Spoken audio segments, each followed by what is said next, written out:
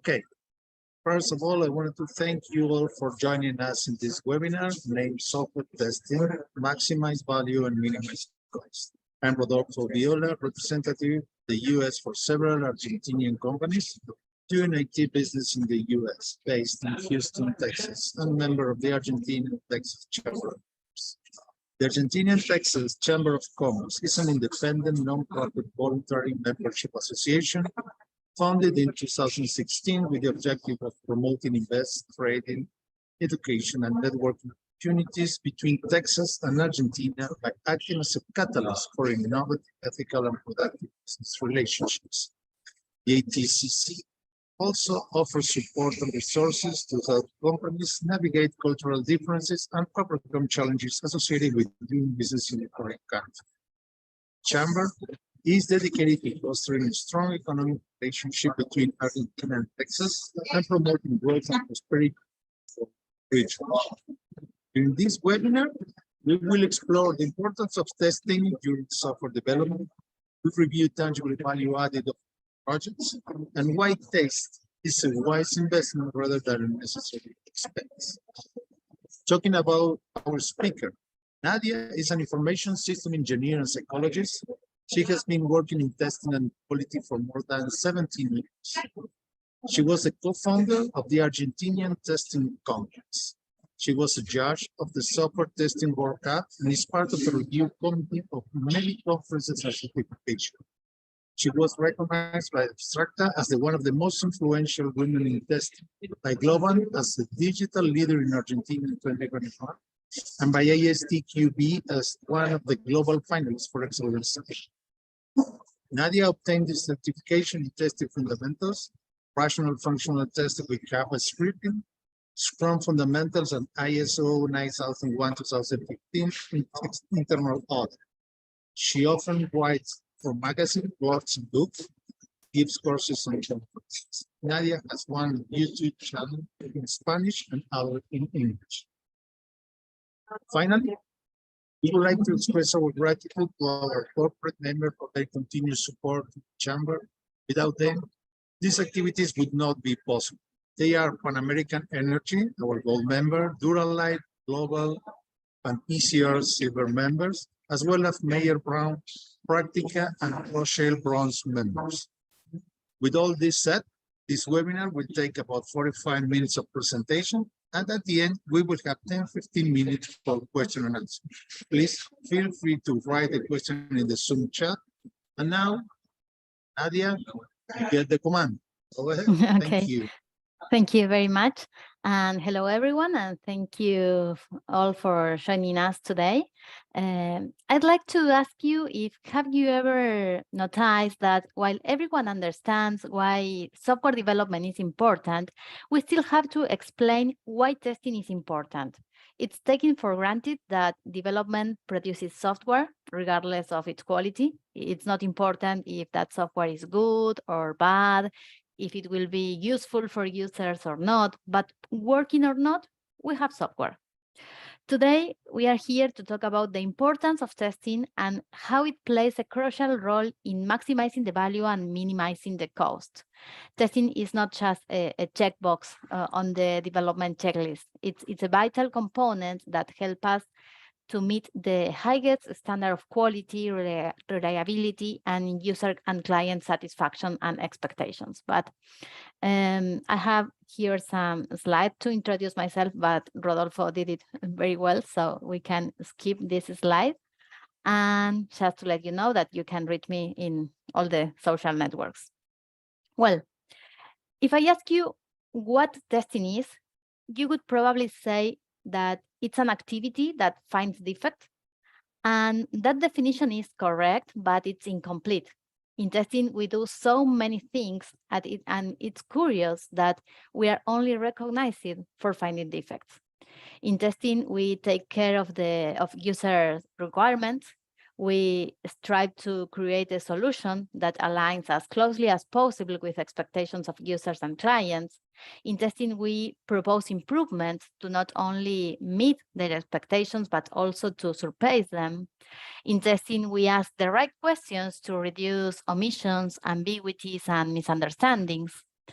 In testing, we provide objectively and constructive feedback to the product to avoid developers' confirmation biases. In testing, we get into paths that no one else has explored before and the user intentionally or unintentionally will do. In testing, we execute the software to gain confidence in the system and don't have to feel fear when the user interact with the software. Maybe we are in a demo and we think, please don't touch that key. No, we can get confidence in the software.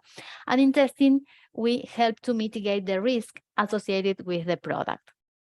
So as you can see, in testing, we do a lot of things, but we are only known for one of them, just finding defects. Well, so let's continue. When we talk about testing, it's common to hear these statements. Testing is a boring and monotonous task. And I think, what? Of course not. Testing involves creation. It's a creative process that requires analyzing, planning, design, role-playing, putting oneself in the shoes of different users and interacting with different stakeholders. So it's very funny. Testing is only done at the end of the project. Testing is conducted throughout the software lifecycle. In fact, there is a growing emphasis on shift-left testing strategy, which involves moving testing to early stages. Only testers perform testing. That's not true. Testing is an activity that occurs at different moments, and there are times when developers can perform that activity, for example, during unit testing, or it can be done by analysts, for instance, when defining acceptance test cases in the ATDD approach. Too much time is wasted for documenting tests. Well, we have approaches like exploratory testing that are much more agile and doesn't need that amount of documentation. I really like this one. I prefer to hire a senior developer who delivers a high product rather than hiring a tester. The seniority of a developer doesn't guarantee that they don't make any mistake, misunderstand something, have enough time to perform relevant tests, or be unaffected by confirmation biases. Testing is an unnecessary expense. It's neither an expense nor unnecessary. It's an investment and it's necessary. We will see where it saves money. So let's move to talk about types of testing. Another misconception is that testing is simply about taking the system, executing some test cases, and ensuring that it does what it's supposed to do or finding defects. This understanding corresponds to a specific type of testing, what it's called manual testing and functional testing. However, there are many types of testing, and each one adds a special value to the product we are building. So let me provide you with some examples.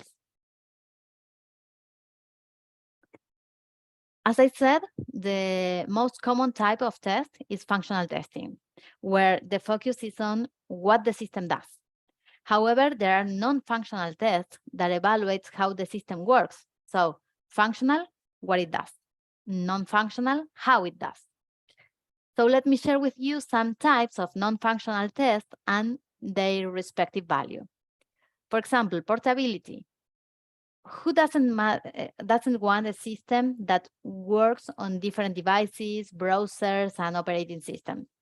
When you build software, you want to reach as wide audience as possible. Probably we are not going to build an application for iOS users and we will not take care about Android users. So we need to verify that our system works with different configurations. Localization testing. In our system, we need to perform this kind of testing. If our system is going to be used in different parts of the world, we want it to adapt to each user. If we sell something, it should be displayed in the local currency. If we ask for an appointment, it should be scheduled in the local time zone. Also, it should be translated into their local language.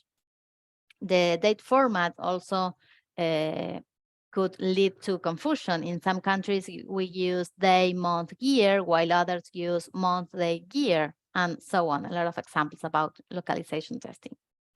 Compatibility. System coexist with other systems and needs to be able to work with them. In the past, there were often conflicts between antiviruses and some installed software. Or maybe we use two programs that requires different versions of Java, and we have to test how do they perform if we have only one version installed. Performance testing. Well, performance testing has different aspects, such as longevity, response time, stress, and so on. Imagine Cyber Monday, Black Friday, or Amazon Prime Days, where the site cannot handle the amount of users accessing. The company could lose millions of dollars for having a site unavailable. This could have been prevented with stress testing. Security testing. How much is your privacy worth? How much is it worth to prevent unauthorized access to your system? How much is it worth to avoid to your brand's reputations being affected by security vulnerabilities? How much is the ransom or payoff you would have to make and the subsequent site rebuilding? Usability. Usability is related to the ease of use, learnability, usefulness, and aesthetic of the system. If your system is not intuitive, fast, attractive, organized, easy to navigate, and easy to use, the user will close the page and look for another one that does the same thing, but better. How much is that lost user worth? How much are all the users who left worth? How much is the negative reputation of lack of recommendation from that user? Accessibility. Accessibility laws are becoming stricter and more relevant in different countries. Not having an accessible system means that over 15% of the population cannot use your system. Blind, deaf, and colorblind also make purchases, book appointments, and use systems. It's not just about medical conditions either. Those without disabilities often face situational impediments that require the software to be accessible. For example, I once fractured my arm, had a cast, and I couldn't unlock the computer because I couldn't press Control, Alt, and Delete keys together. Whether it's not to attract more users or to avoid fines for non-compliance with laws, these tests need to be conducted. As you can see, this having a senior developer does not guarantee that these aspects are covered. I believe the value that each type of test is evident in this case. Let's move on another classification. Another classification of tests is based on levels. We need to test at all levels. Unit tests are performed at the component level. These tests help us to detect errors earlier before that component is integrated with others. In context with continuous integration and continuous delivery, they are generally automated. This automation helps us to ensure that no code is introduced that could break something that was already working. This saves time that the developer could otherwise spend fixing things that were already working. While each of these components can work independently, integration tests help us to verify that the communication between these components works.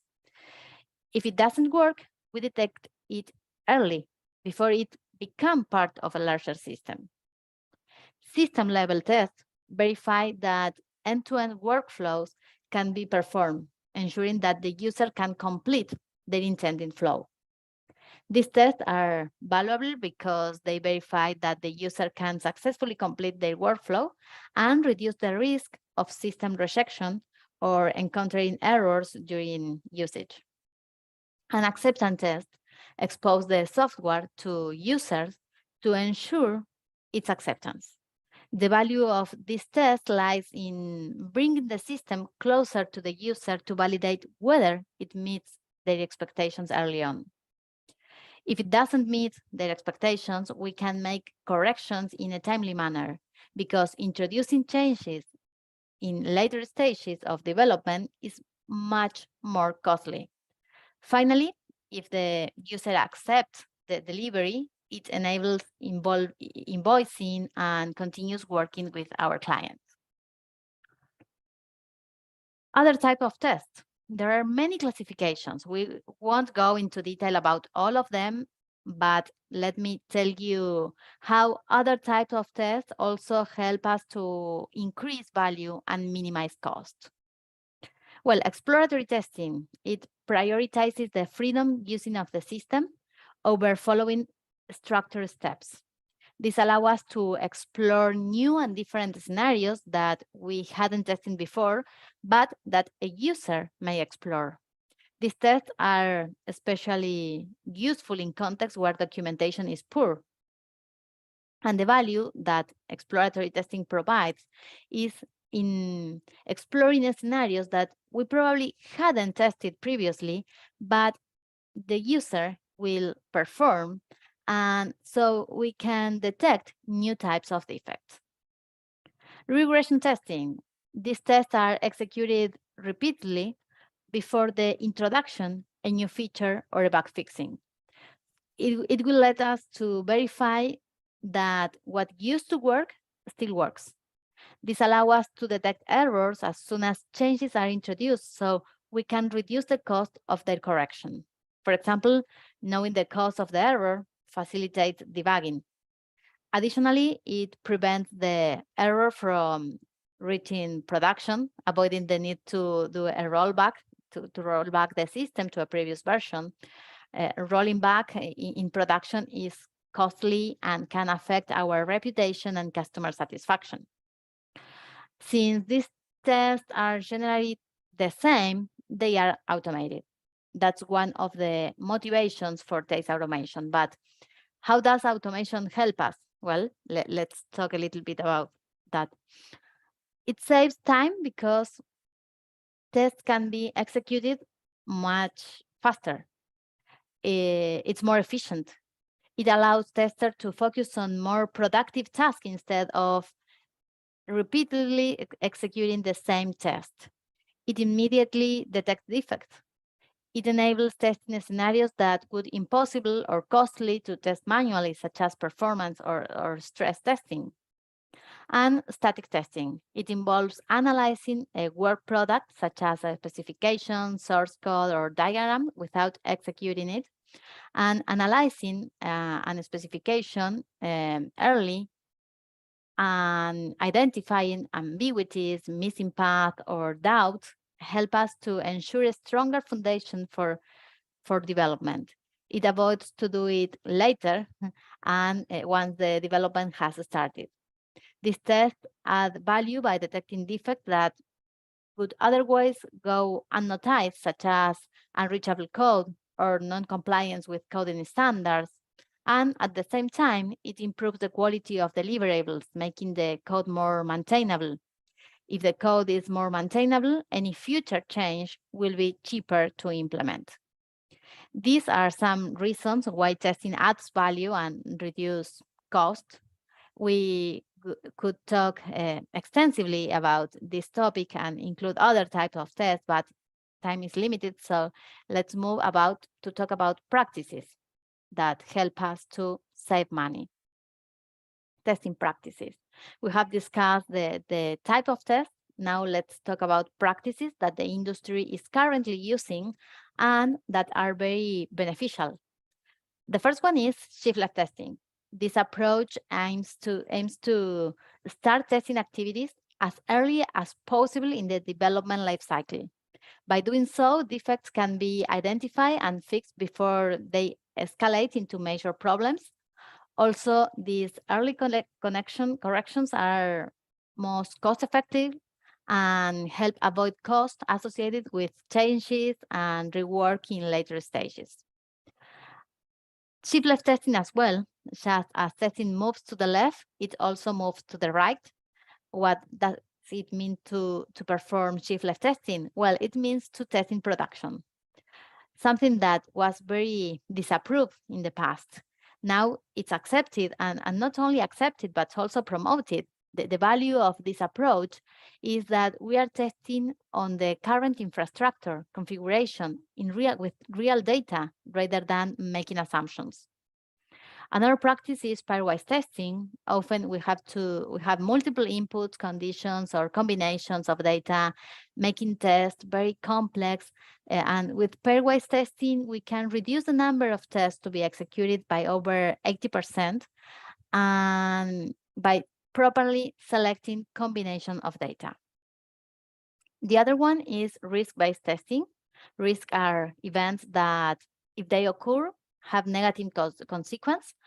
A risk-based testing approach involves executing tests that address the highest risk first. This helps prevent undesired effects and bring us closer to achieving project objectives. Agile practice like BDD, behavior-driven development, or ATDD, acceptance-driven development, these practices help ensure that the system aligns as closely as possible with user expectations.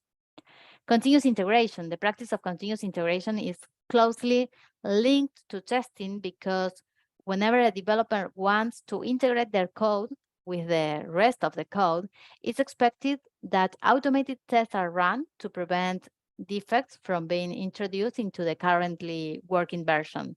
In other words, this approach is preventive and defects are detected early. Test automation.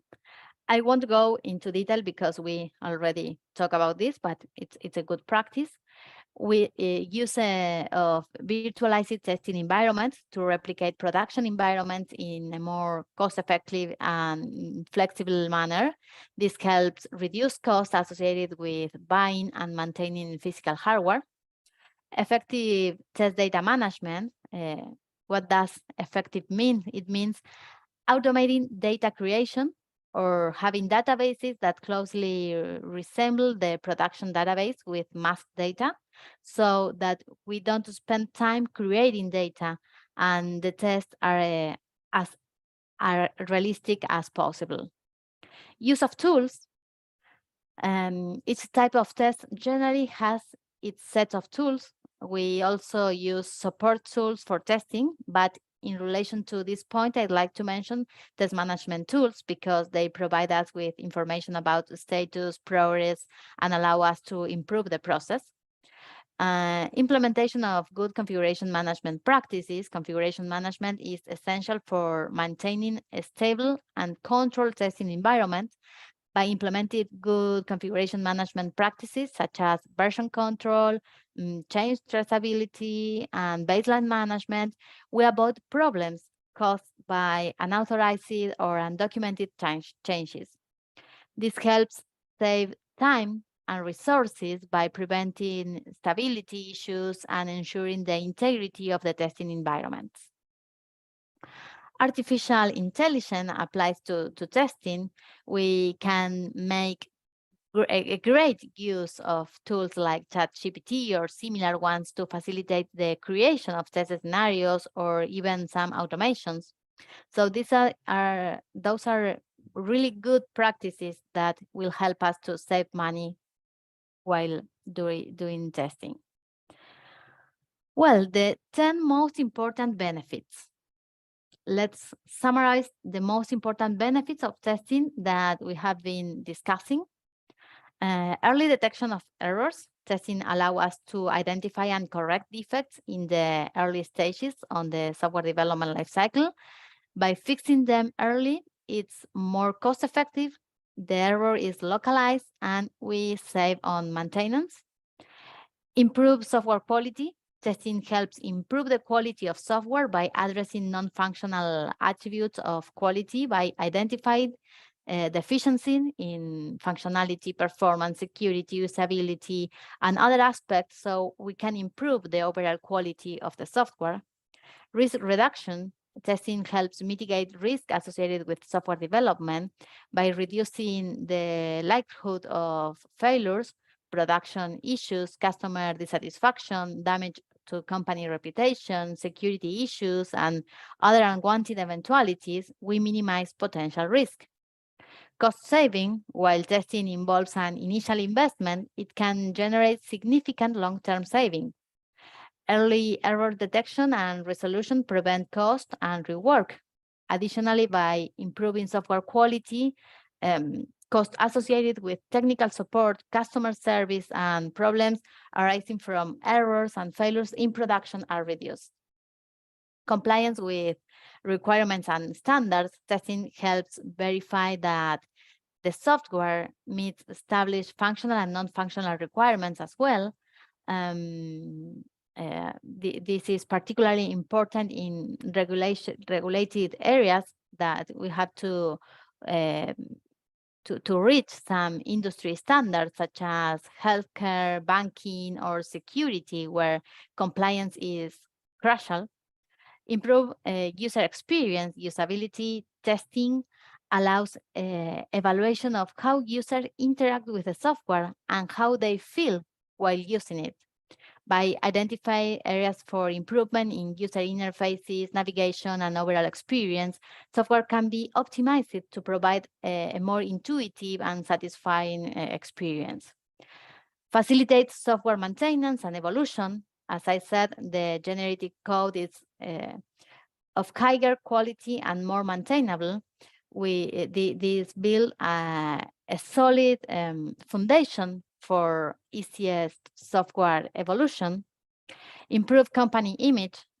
Well-tested and high-quality software reflects a positive image of the company.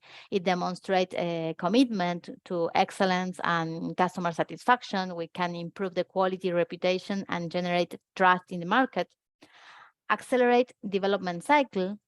While it may seem paradoxical, proper testing can accelerate the software development lifecycle by detecting and resolving errors early.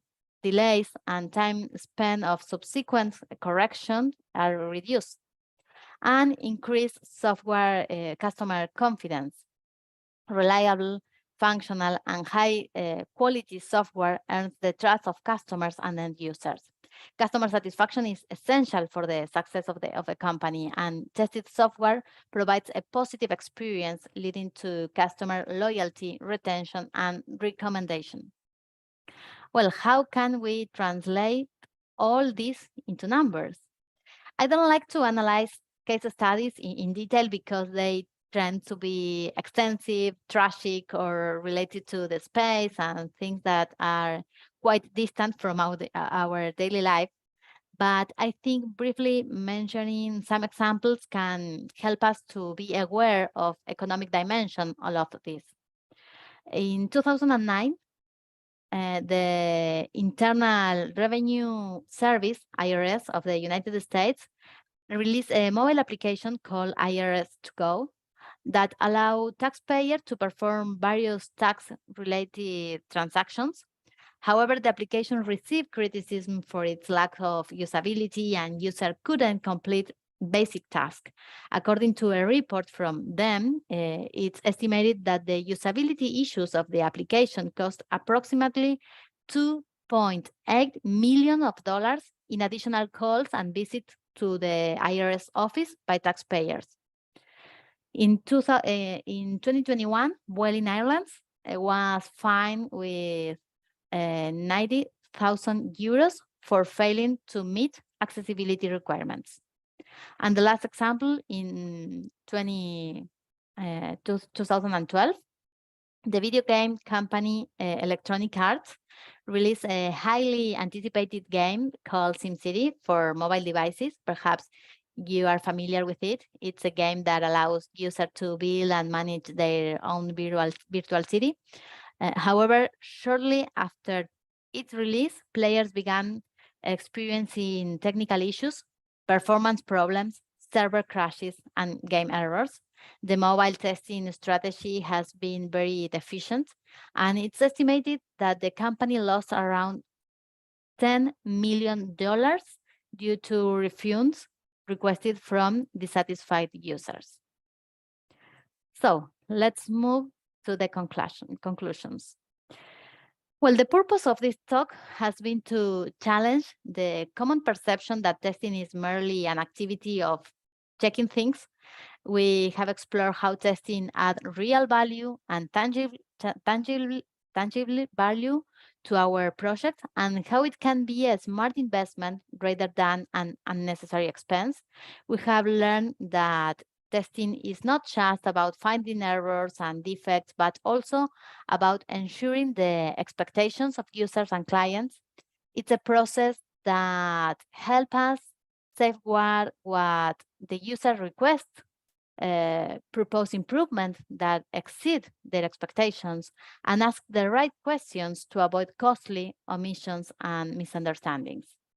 Testing allows us to identify issues before they become expensive errors in production, preventive economic losses, reputation damage, and customer loss. It also helps us to maximize the value of what we deliver to the market and minimize the cost associated with late corrections and reworks.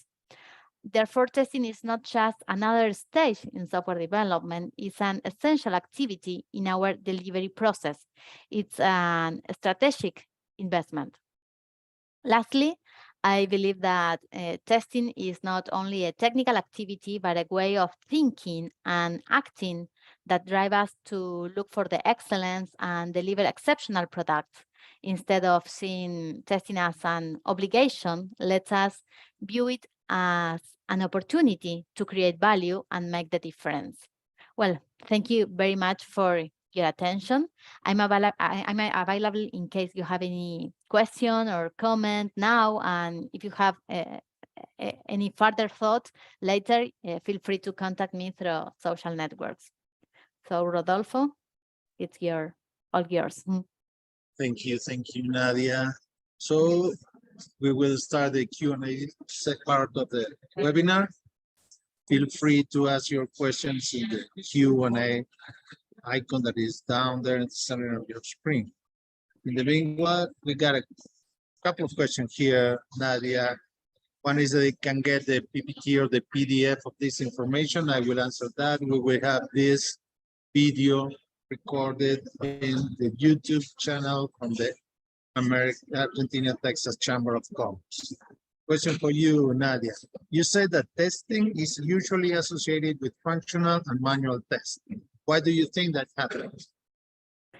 Well, this misunderstanding can have several causes. Historically, it's the way in which testing begins in company, but it's also the way we learn. The person who starts in testing usually starts in that way, doing manual and functional testing, and maybe later he or she is not interested in other topics, or maybe doesn't want to become more technical, or sometimes they come to testing by chance, so they don't have any training. The training is just the daily work, so consequently they are not aware that there are other types of testing. Perfect. Hope it's clear. Thank you. Next. How to know what type of test should be implemented in my project? Well, it's a really good question. As part of the test planning, one of the things that we have to do is to create or to think about our testing strategy. This is very important because you have to make an appropriate strategy for each project. It's not the same to test a VI system than an e-commerce. So it's not the same to do a desktop testing or mobile testing. So it's not the same to work in one methodology or in another one. So for each project, we have to think a particular strategy. This implies asking many questions, answering them, and choosing the most appropriate test for that context. Got a very similar question about trying to figure out what kind of testing. So I guess that your answer solved both. Next one is we have actually developers area doing performance tests. Is that correct? Well, the most important thing is that you have someone who perform performance testing. It doesn't matter who. So it could be good, mainly if it's in unit level, for example.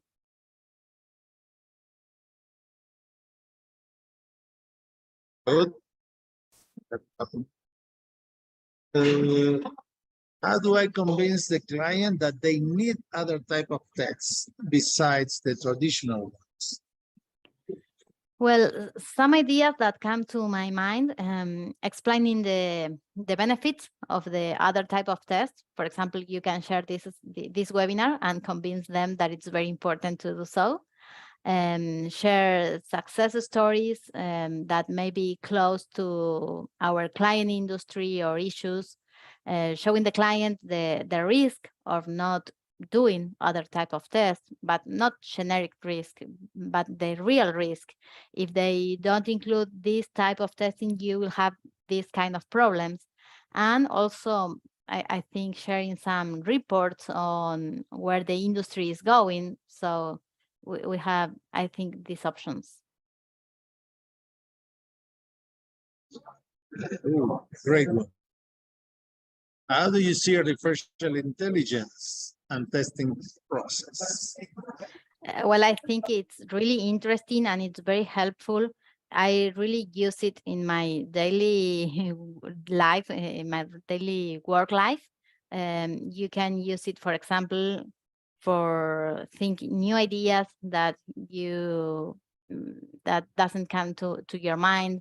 You can use to solve some, if you are doing automation, for example, and you don't know how to locate some object in the screen, maybe you can use ChatGPT to help you to find that object.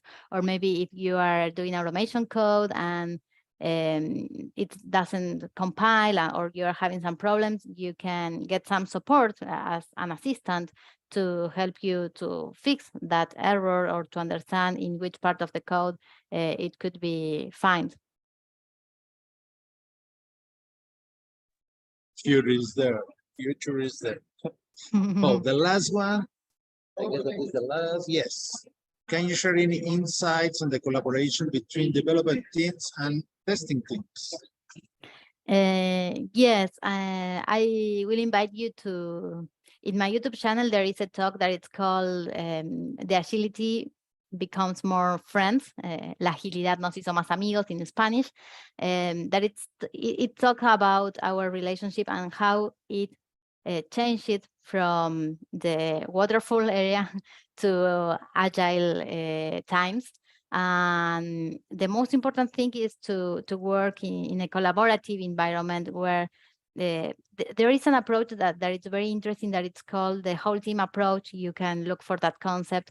And the concept is that it doesn't matter who performs some kind of test. The important thing is that the testing activities are done in the project and all of us is responsible for quality. So if we have this in mind, you can create a collaborative environment in your team. There are a couple of new ones we got short in time, but we try to figure out how to get this. Can the AIs replace the work of the tester in the future? In the near future, no, but it's difficult to predict. I think that no, because we perform a lot of activities that involves more cognitive process that are more complex than the actual AI could perform. But maybe the artificial intelligence evolves to something more complex in the future. Who knows? Now, yes, the last one, we're running out of time, but what are some good testing tools? What is a good coding language to know for testing purposes, both for background apps or front-end UI testing?